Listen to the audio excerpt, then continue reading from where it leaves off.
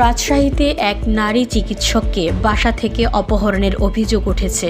একই সঙ্গে অপহরণকারীরা ওই নারী চিকিৎসকের বাবাকেও তুলে নিয়ে যান। ওই সময় তার মাকে দেয়ালে মাথা ঠুকে আহত করা হয়েছে। অপহরণের পর তার বাবাকে রাস্তায় ফেলে গেছে দুর্বৃত্তরা। তিনি এখন সিরাজগঞ্জের শলাঙ্গা থানায় পুলিশের হেফাজতে। সোমবার ভোরে এই অপহরণের ঘটনা ঘটে। অপহৃত চিকিৎসকের নাম শাকিরা তাসনিম দোলা। তিনি রাজশাহীর ইসলামী ব্যাংক মেডিকেল কলেজ থেকে এবছর ডেন্টাল বিডিএস শেষ করেছেন। তার বাবা আবু তাহের খুরশিদ বকুল পানি উন্নয়ন বোর্ডের অবসরপ্রাপ্ত কর্মকর্তা। তিনি পরিবার নিয়ে নগরীর চন্দ্রিমা আবাসিক এলাকায় নিজের 5 তলা বাসার 2য় তলায় থাকেন। সোমবার ভোরে এই বাসা থেকেই বাবা মেয়েকে তুলে নিয়ে যাওয়া হয়। এ সময় দেয়ালে মাথা ঠুকে দেওয়ায় আহত শাকিরার মা রেহেনা পারভিন শিউলিকে রাজশাহী মেডিকেল কলেজ হাসপাতালে ভর্তি করা হয়েছে। তিনি জানান, ভোরে ফজরের নামাজ পড়ার জন্য তার স্বামী মসজিদে যান। এ সময় তিনি বাইরের ফটকে তালা লাগিয়ে চাবি সঙ্গে নিয়ে যান। তিনি বাড়ি থেকে বের হওয়ার পর অপহরণকারীরা তার স্বামীকে জিম্মি করে। তারা চাবি নিয়ে এসে বাইরের ফটক খুলে ভেতরে ঢুকে।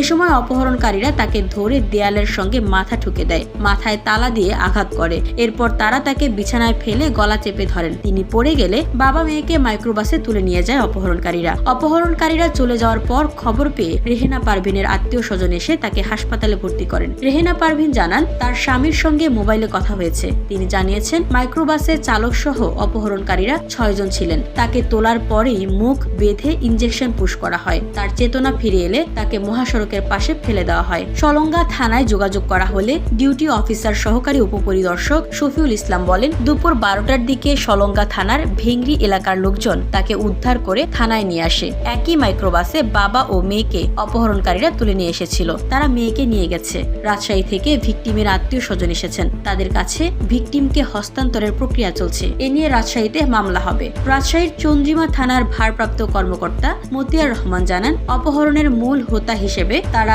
তানভীর খান তাজ রওশন আলম নামের একজনের নাম পেয়েছেন। কেউ বলছেন এই ছেলের সঙ্গে নারী চিকিৎসকের বিয়ে হয়েছিল, কেউ বলছেন বিয়ে হয়নি। তার নেতৃত্বেই ওই চিকিৎসককে তুলে নেওয়া হয়েছে বলে পরিবার বলছে। তিনি আরো বলেন, এখন পর্যন্ত ওই চিকিৎসকের কোনো সন্ধান পাওয়া যায়নি। উদ্ধারের চেষ্টা চলছে। এই ঘটনায় পরিবার মামলা করতে চায়। এজাহার দিলে মামলা রেকর্ড করা হবে। পুলিশ নারী চিকিৎসককে উদ্ধারের কাজ করছে। VOD Bangla news desk.